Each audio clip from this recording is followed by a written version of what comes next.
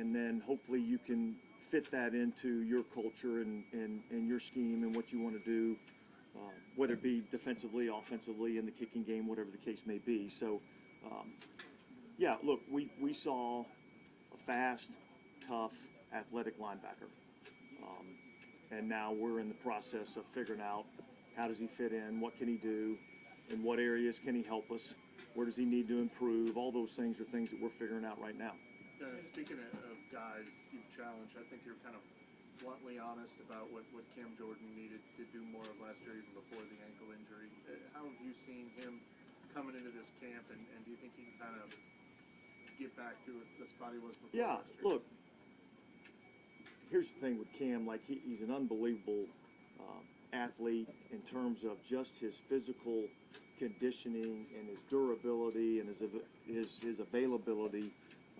Has probably been one of the most impressive things I've seen from an NFL player. And so I think that's a good quality for him to have. I think he understands that, you know, he didn't play to the level that he wants to play at, nor that we need him to play at. He knows that he's got to be better, and he's not the only one in that boat. And so I think our whole football team has come here with a sense of purpose to improve individually and collectively as a group. What have you seen from him so far, coming in, conditioning, all that? It seems like he's a little lighter. I don't know. Yeah, he's probably a little bit lighter. But look, he's come into camp in shape. I think one of the things that we've got to do for him, and it's always one of these balances that you have to be able to do when you have an older player or a veteran player, you know, is how do you manage the load that they're taking, knowing that they've gotten a ton of snaps, and yet I don't care who you are. At some point, you have to get yourself ready to play the game of football, and so, look, I think we'll see a little bit more Cam in training camp this year than maybe what we've seen in the past, and yet we're going to do some things to modify his workload. When you talk about like there's only so many run plays you can do and everything like that, you still hear some of the offensive linemen talk about how this is a very friendly scheme for offensive linemen. Would you agree with that? Why do you think that is?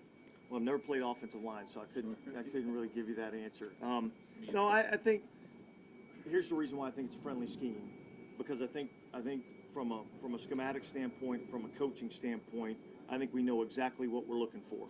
I think we know exactly how things we want to be done, and there's not a lot of gray area in terms of how we need to execute the offense.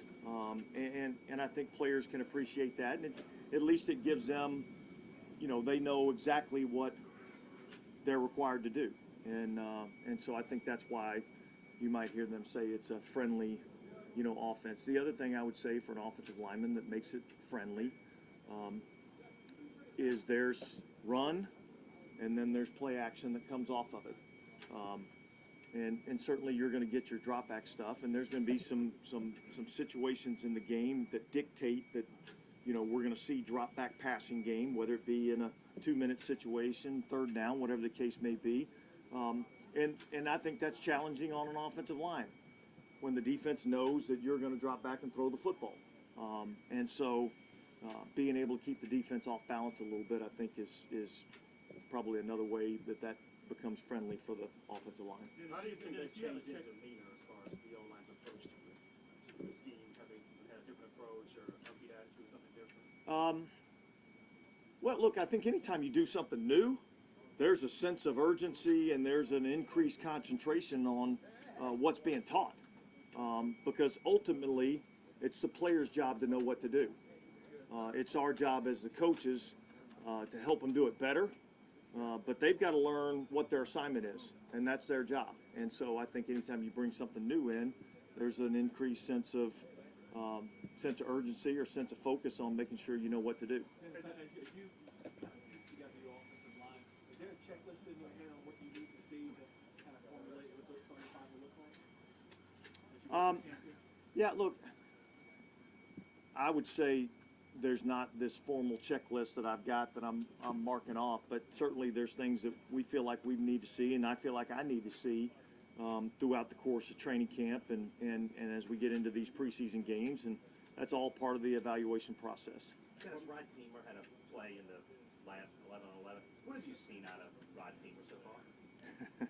2 days of practice. Well, you've had him for a couple of months, right? Yeah. No, look, I mean, he's a veteran player. He's kind of, somewhat established himself as being a pretty decent special teams player. But I've seen a guy that's come, picked up the defense pretty well, understands what to do. He's been a pro. He's come in, been quiet, gone to work, done everything we've asked him to do, and that's what happens. Like you just watch day in and day out, and the guys that make plays, they catch your eye, and then all of a sudden they make another play, and they catch more, and they make another play, and then all of a sudden, next thing you know, that's one of the guys that you're putting in there, thinking that maybe this is a guy we can count on. I don't think we're at that point in 2 days into training camp, but that's a nice start. Well, rotating. It was a hell of a play today, by the way. That was a hell of a play. Well, rotating Spencer and Jake kind of feel like an every other day thing, or what made you kind of go with that today? Well, look, I think both those two are competing, and so yeah, I would venture to say throughout the course of training camp, that you'll see both of them run with the third group. You'll see both of them run with the second group, and I think it's not like we're gonna, have a certain. It's not like we have a schedule mapped out, exactly what we're going to do. But I would expect that throughout the course of training camp, they'll both get reps with the twos and both get reps with the threes. What's your philosophy on when you might start rotating first team reps at right tackle and left guard? Do you want to give those guys as much leash as possible? Yeah, look, I was talking to some of the coaches this morning, and right now you have your first group, you have your second group, you have your third group, and here's what I need to see. I need to see somebody in the second group that catches my eye enough to say, hey, this guy needs to go run with the ones. Same with the third group going to the second group, and so I think we have a starting place where we're at right now. And I think we need to see that group of five work together and see what that looks like. But then I also think, it's really kind of the player's job to say, I deserve to be up there with the ones, and when they prove they're deserving of that, then I think that's the time that we start getting them some reps there. How about with Penning and Saldivari in particular? Because obviously there are a lot of positions we've seen over the years where you do that every other day thing, and guys are competing. But with those guys being young, does it value them more to get 20 practices in a row than having to do the every other day thing? Well, I think it benefits our whole offense when there's some continuity in there. I think when you are mix matching every single, whether every period, every day, whatever the case may be, I think it becomes a little bit more challenging, in particular at that position, the offensive line position. I think there's some other positions that it's not quite the same, but I think at that position, the synchronicity that has to go in with everybody being on the same page is important in that position. And that five you're talking about, that includes together the right tackle and Saldivari on the opposite of Cesar? I couldn't hear you. You said the five you're going with now, that more or less is looking to get the right tackle and Saldivari with the opposite guard and Tulak at the left. Yeah, that's where we're starting out at right now. Yeah, absolutely. I want to clarify something you were saying about Cam. So if you're trying to manage his snap count, why would he get more snaps in training camp? Would that be like a conditioning thing? Or? Well, look, there was times in past years where he got very, very minimal reps in training camp. So I think there's a happy ground in there. He's got to get enough reps that he can get his body and his mind prepared for an NFL football season. And yet, as an older player, I don't want to use all his reps up during training camp. So I think there's a balance that has to go along with doing that. As far as the defensive end position in general, obviously we haven't seen Chase yet, but how do you view that competition? It feels like, there's five players that feel like, hey. Yeah, I think there's a good competition there, and I think we got to let them go out there and play and compete and see who wins the jobs and where, who makes the team, who's on the practice squad, who's a starter, who's a backup. who's a rotational player. I mean, I think all those things are to be determined. I do think we got some talent at that position, and a couple young guys that I think need to come on and step up and prove themselves in Foskey and Peyton Turner. Veteran guy like Cam that's got to prove that he can still do it. A guy like Chase Young, who we don't have any experience with, he's got to earn his keep here. I mean, I just think that's the way it's going to be. On the offensive. Yesterday, Alvin talked about how that running back at 30, I'd say it's a decline. You got Mario Davis who's at 30s right now. What have you seen in this game that makes you say this game hasn't declined? In fact, he's playing it better, well better. Yeah. I think when you look at him, I think there's some things from a mental standpoint that he does much better than he did 3 or 4 years ago. And then there's some things physically that he may not do quite as well as he did 3 or 4 years ago. But I think the mental part of it is what allows him to still play at an extremely high level. The other thing I would say is, we talk about age. Age matters more and more the less you do to take care of yourself. The more of a pro you are and the better you take care of your body, the more chance you have of playing a long time. Now, obviously, there's some injury things and things like that take place, but I think, the way that these guys, in particular Cam and DeMario, the way that they take care of themselves off the field, I think has led to, an increased length in career and their ability to play at a high level for a long time. Dennis, what did Jordan Mims do? He seems like he's gotten a lot of valuable reps ahead of even some more experienced running backs, even dating back to OTAs. What did he do to catch up? Yeah, look, I think he's made some good runs. He's made some runs that have stood out. I think he's done a good job in protection. He's done a good job with his routes. And you see him running the right tracks and making the right cuts and making the right reads. And so when you do things like that, it's like we were talking about earlier. When you do something, it catches my eye, and then all of a sudden you get another rep, and then you do something else that catches my eye, you start getting more and more reps. So yeah, I would say he's done some things to catch my attention. Dennis, is there a certain level of pressure that comes with being considered as being looked at as the number one receiver, and now you're looking as the guy leading that group? Look, I think the pressure comes from within, all right, and your own motivation to be the best. I think that's the only pressure that any of us face is our own internal motivation to be the very best that we can possibly be. And really, if I'm committed to doing whatever it takes, then it's really not pressure at all. It's just it becomes who I am. And look, Chris Olave's got a chance to be as good as he wants to be. You know what I mean? And so it's really up to him to kind of determine how good he wants to be and how much he's willing to sacrifice to get there. And I think he's willing to do those things. Well, how good, or rather, what's your expectations of how good you expect him to be? Yeah, look, I expect him to be an extremely good receiver for us. And that's all I'm really concerned about. You know what I mean? I'm expecting him to be the best that he can possibly be. Show up every day, come to work his tail off, and be the best that he can be. And if he does that, then he'll be plenty good enough for us. All right, thanks, guys. Thank you. Thanks, Dan.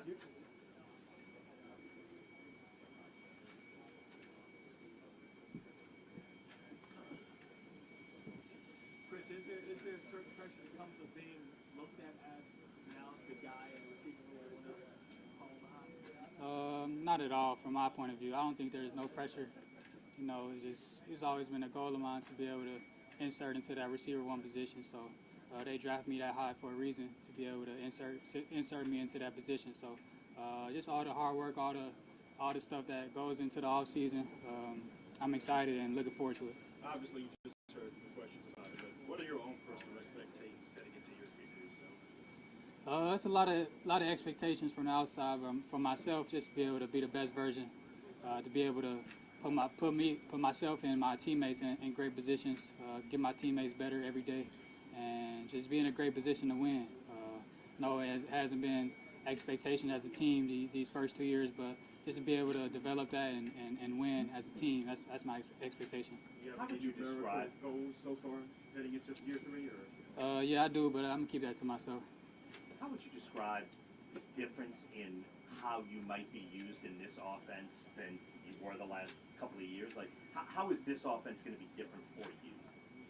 All respect to Carmichael and the staff before. They created a great atmosphere, great offense that led to great seasons with the New Orleans Saints. So, but this new offense is more West Coast, more moving around, putting playmakers in positions to make great plays. So I'm excited to be able to play in this offense, especially with the playmakers around me, and see what we can do this year. We've talked a lot about the yards after the catch for this offense. Just how important is it for an offense to have that in general nowadays? Like when you look at the best offenses in the NFL, do they have that? Is that like how necessary is that to have that to be a top offense? It comes along with the scheme, along with the playbook. You know, like I said, the West Coast offense brings a lot of opportunities for the playmakers to make plays, get the playmakers in space, and I feel like he's doing that. In OTAs, we did that a lot, and I'm excited, like I said, to be able to play in space, be able to play in open holes in the defense, and make plays after the catch. Chris, as a receiver, like when you make a catch and you're trying to make the determination of like going for it to get some yak or not taking an unnecessary hit, like how do you make that calculation of like when it's worth it and when it's not? Just off field, really. Just seeing, you can really see a pre-snap from the coverage, post-snap, see what they do, what the defense does. You can really feel the defenders around you. Like I said, if you can see 3-4 people around you, you can't really do too much. But like I said, it's a lot more space with this offense, a lot more holes in the defense that you're trying to get the playmakers into. So I'm excited to be able to work with that. You can't really do it as much in practice. You know you're not going to get hit, but more preseason and first couple games, I'm excited to see what that looks like. What do you think of Rashid's extension? I'm excited, man. Like I said from the jump, he's a special player. You don't really get that. So many players like him that's so quick, so fast, elite speed, and he can run routes too. So I'm excited to see what he does in the future, but I feel like that's the least they can do for him this year. how do you think that you and him complement one another? It's just speed, man. Speed, you can't teach speed at all. Just having us on opposite sides, even can play on both sides. It's just speed down the field. He could run 15, 20-yard in-breakers, out-breakers. And like I said, you're going to have to play 2 safeties most of the time, or you can run the ball, you can get underneath routes. It's going to be a great complement to the offense, so I'm excited. Chris, you said you hope this new offense will put playmakers in position to make plays. What about you specifically? What's an area where you think you'll have more opportunity to fix your game? Like it's a lot of areas that you can see to look at to improve my game, but yards after catch is the one I'm looking forward to. Just more opportunities with that, more space, just to showcase my speed and my ability with the ball. So I'm excited to do that this year. Something that I really showcased the first 2 years. So I'm excited to be able to Is some play of this that offense. like the quick game element of it, just getting the ball in your hands, like quickly? Yeah, and- quick game, play action, more over the middle routes. It's a lot of different things that you could say that's going to help that. But like I said, I'm excited. How would you describe the chemistry between you and Derek and Ron? We're getting way better, man. I mean, it was our first year last year, so it was kind of up and down. But that's what comes with the game of football. So we worked a lot this offseason. OTAs was really good, and we got off to a good start these first 2 days of camp, getting extra work in. But that's going to come with time, so I'm not worried about that at all. We both are competitors. We both want to be the best, so we gotta do something to be good. So Where do you kind of notice that difference? Is it just like feel on routes, or like what do you kind of notice now that it's year 2 that's more natural? what you mean? For like Derek, for you and your Derek's Oh, connection, like, where do you kind of notice? It's just like it's more than that, man. It's NFL. Everybody's good, so we just gotta know what each other's thinking, pre-snap, post-snap, coverages, where the ball's going to go, just reads, what read I am in the progression. Everything goes along with that. So just being on the same page, being, like I said, chemistry gets built with time. So just little stuff like that turns into big things. It's going to be huge. You caught one from Spencer Rattler today too. What are your early impressions from him? He's real talented. That's the first thing I've seen from him. His arm talent is off the charts. He's real natural feel out there. He's going to be real good. I want to see him in action, but from my first impression, he's going to be a real good player. Just going back to Rashid, you talked about all the different stuff he can do. You think there's still a lot more there for him? Oh yeah, he hasn't really. I think this is his first year being receiver 2, or really receiver. We were, in my opinion, we're both receiver 1. So just be able to move around, run real routes. I feel like it's going to be a huge advantage for the Saints. So it's a special player, man. I can't wait to see him ball, and I can't wait to see him get more opportunities. And you're going to see what he can do. By run real routes, you mean just like get an opportunity to run? Yeah, just getting more. You know, he hasn't really played too many plays his first 2 years. He kind of just get thrown in there when he's getting the ball, or when he's a decoy or something like that. But just actually being involved in the offense, always being in. Even on run plays, I feel like it's going to be a huge advantage for him to get a feel for the game and be more natural out there. How hard is it for a receiver like that to shed kind of the, think of him as a deep threat label, and then so people just think of him as a deep threat, but he can do more. Like, how hard is it to kind of shed that label or that perception? Like, I mean, that's with life. Everybody's trying to label somebody as one thing or two things, but I feel like you can showcase. I mean, that's not really who you are. You know what I'm saying? As he gets more opportunities, as you can see, he could do more and more. That's what anybody on the team. So I'm excited, like I said, and for his huge opportunity he's gonna get this year, and it's gonna be a big one for the Saints. Chris, does this scheme ask for more blocking from the receivers? Is there more responsibility? Oh yeah, for sure. I mean, that's what I told she too. We both gonna have to block, and I know we're not the biggest guys or the strongest, but like I said, if we want to be on the field, we got to be on the field for the play action plays, all those things. So we both got to go block D-linemen, block linebackers, but that's what comes with football. So we both got to take that next step in our game. Is that something where there's like a payoff? Like you go out there, you block, run play action next time? Oh yeah, for sure. Yeah, it's gonna be a huge payoff. Like I said, most of our offense is based on play action, all the in breakers, all the yards after catch plays. So we got to go in there and block. Like I said, take that next step and be able to be great for our team. like being here? Oh yeah, so y'all feel the weather out here, man. It's what I'm used to. Not used to New Orleans out there trying to catch my breath, but it's a great opportunity for us. Did you get a chance to see family or friends at all since they're closer in the area? Not yet, but they gonna come out here soon. Appreciate y'all. Thank you, Chris.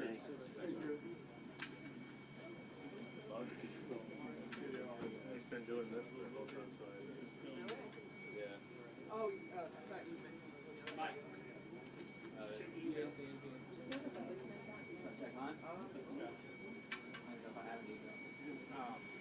man, you take such good care of me, Edwin. No, he said like they're not really good. Kind of imply that they're not going to really care. You should charge for that service, Edwin. I'd pay for it, and then expense it to Nick. He charges for other services. Oh yeah, well, he's been offering them for free.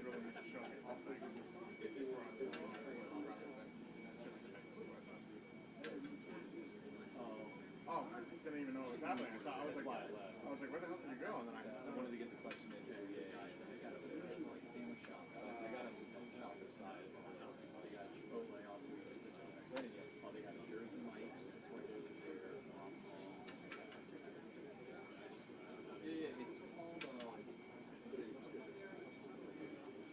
yeah, there's like a taco shop, right? Like kind of on the corner. There's a small yeah, that's I just saw that yesterday. Yeah. I would like to do that.